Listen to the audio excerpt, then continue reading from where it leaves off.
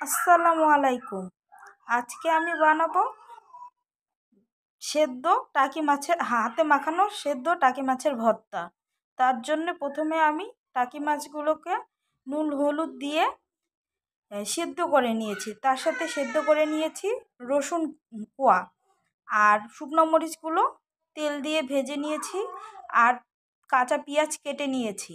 এখন দেখেন আমি কি করে সেদ্ধ টাকি মাছের ভর্তা বানাই। এই হাতে মাখানো টাকি মাছের ভর্তাটা কিন্তু অনেক সুস্বাদু হয়। জানি না কোন অঞ্চলে আছে, তবে আমাদের এই উত্তর অঞ্চলে এটা বেশ জনপ্রিয়।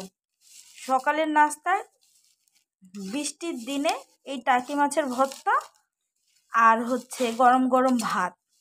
বর্ষার সময় তো প্রচুর মাছ পাওয়া যায় উত্তরবঙ্গে।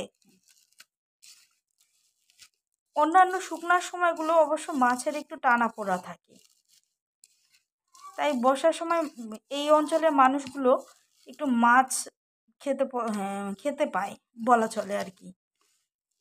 তবে দেখেন এখন আমি মরিচটা ভেঙে নিয়ে রসুনগুলো মরিচের সাথে মিশিয়ে ভেঙে নিচ্ছি।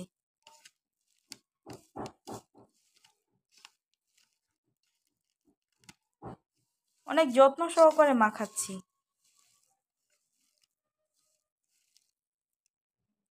এখন কাঁচা পেঁয়াজগুলো দিয়ে দিচ্ছি।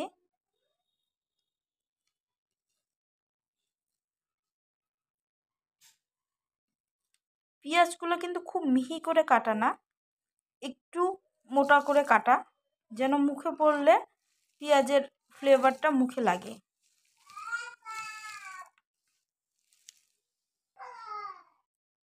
আমার ভর্তাটা হয়ে আসছে প্রায়।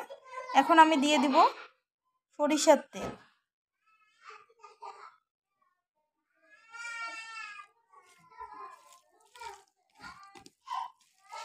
বেশ খানিকটা সরিষার তেল দিয়ে দিলাম।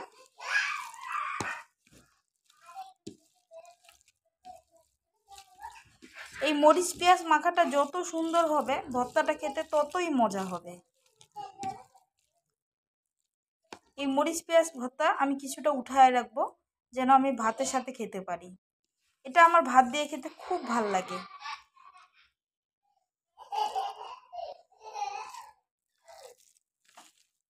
এখন আমি এই মরিচ পেঁয়াজ ভর্তাটা টাকি মাছের সাথে মিশিয়ে নিচ্ছি। মাছটা কিন্তু সেদ্ধ করা, ভাজা না।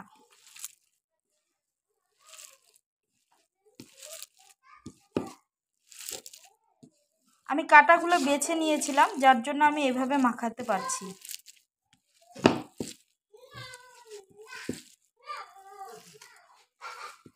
চোখে না কাঁদিয়ে মনকে যে আমি কতবার কাঁদালাম, চোখে না কাঁদিয়ে মনকে যে আমি কতবার কাঁদালাম। এক লাইন গানের সাথে এই ভর্তাটা দেখতে আপনাদের কেমন লাগছে কমেন্ট করে জানাবেন কিন্তু।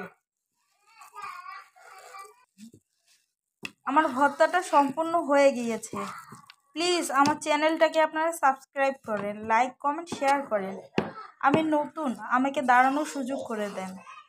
বন্ধুরা, আপনারা আমার রেসিপিগুলো দেখবেন এবং আমার সম্পর্কে কি কি জানতে চান কমেন্টে জানাবেন। আমি আপনাদের সব প্রশ্নের উত্তর দেব এবং আপনাদের সাথে কথা বলবো। আমি আপনাদের পরিবারের সাথে যুক্ত হতে চাই। আমাকে একটা সুযোগ করে দিন। আপনার একটা লাইক সাবস্ক্রাইবই পারে আমাকে আপনার পরিবারে যুক্ত করতে। সবাই ভালো থাকুন, সুস্থ থাকুন। আসসালামু আলাইকুম।